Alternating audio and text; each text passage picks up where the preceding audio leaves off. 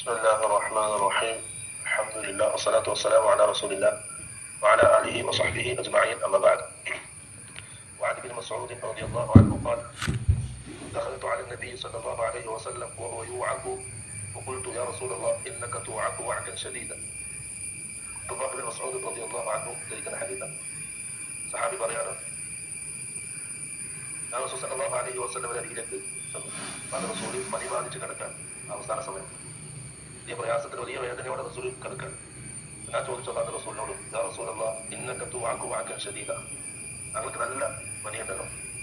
ഖാല റസൂൽ സല്ലല്ലാഹു അലൈഹി വസല്ലം പറഞ്ഞു: അജൽ ഇന്നി ഉഅഖു കമാ യുഅഖു റജുലാനി മിൻകും, നിങ്ങളിൽ നിന്ന് രണ്ടാൾക്കാർക്ക് പഠിക്കുന്നത് പോലെയാണ് എനിക്ക് പഠിക്കുന്നത്. എനിക്ക് ഉണ്ടാകുന്ന പ്രയാസങ്ങൾ കട്ടി കൂടുതലായിരിക്കും, പ്രയാസം കൂടുതലായിരിക്കും, രോഗങ്ങൾക്ക് വേദന കൂടുതലായിരിക്കും. റസൂൽ സല്ലല്ലാഹു അലൈഹി വസല്ലം ഇത് പറഞ്ഞപ്പോൾ ഞാൻ തിരിച്ചു ചോദിച്ചു: ദാലിക അന്ന ലക അജ്റൈൻ, പ്രവാചകരെ, അതുകൊണ്ട് താങ്കൾക്ക് പ്രതിഫലവും അധികം ഉണ്ടാവല്ലോ.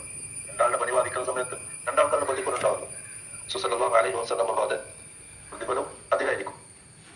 എന്നിട്ട് റസൂൽ സല്ലല്ലാഹു അലൈഹി വസല്ലം ഈ സംഭാഷണമൊക്കെ കഴിഞ്ഞതിന് ശേഷം അല്ലാഹുവിന്റെ റസൂൽ അബ്ദുല്ലാഹ് ബിൻ മസ്ഊദ് റളിയല്ലാഹു അൻഹു പഠിപ്പിക്കുകയാണ്: മാ മിൻ മുസ്ലിമിൻ യുസീബുഹു അദ, ഒരു മുസ്ലിമിന് എന്തെങ്കിലും ഒരു പ്രയാസം ബാധിച്ചാൽ ഷൗക്കത്തുൻ ഫമാ ഫൗഖഹ, അത് ചെറിയ മുള്ളു കർക്കങ്ങളാണെങ്കിലും അല്ലെങ്കിൽ അതിന് മുകളിലുള്ളത് എന്ത് ബാധിച്ചാലും ഇല്ലാ കഫറല്ലാഹു ബിഹാ സയ്യിആതിഹി, ആ പ്രയാസത്തിലൂടെ ആ വേദനയിലൂടെ അല്ലാഹു സുബ്ഹാനഹു വ തആല അവന്റെ പാപങ്ങൾ മാപ്പാക്കി കൊടുക്കും.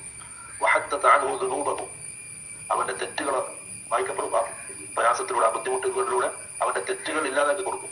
കമാ തഹുദ്ദു ശജറത്തു വറഖഹ, ഒരു മരം അതിന്റെ ഇല പൊഴിക്കുന്നത് പോലെ അവന്റെ പാപങ്ങൾ ഇല്ലാതാക്കും. അപ്പൊ മുഅ്മിനീങ്ങൾക്ക് ഉണ്ടാകുന്ന പ്രയാസങ്ങൾ, ബുദ്ധിമുട്ടുകൾ, രോഗങ്ങൾ, ഇതൊക്കെ അവന് ഖൈറാണ്. നമ്മൾ മുമ്പ് വായിച്ച ഹദീസിൽ അങ്ങനെ വന്നതാണ്. അതൊക്കെ ഖൈറാണ്. കാരണം അതിലൂടെ അത് ആഖിറത്തിൽ അവന്റെ ദറജ ഉയർത്തപ്പെടുകയാണ് ചെയ്യുന്നത്, അവന്റെ പാപങ്ങൾ മാപ്പാക്കപ്പെടുകയാണ്.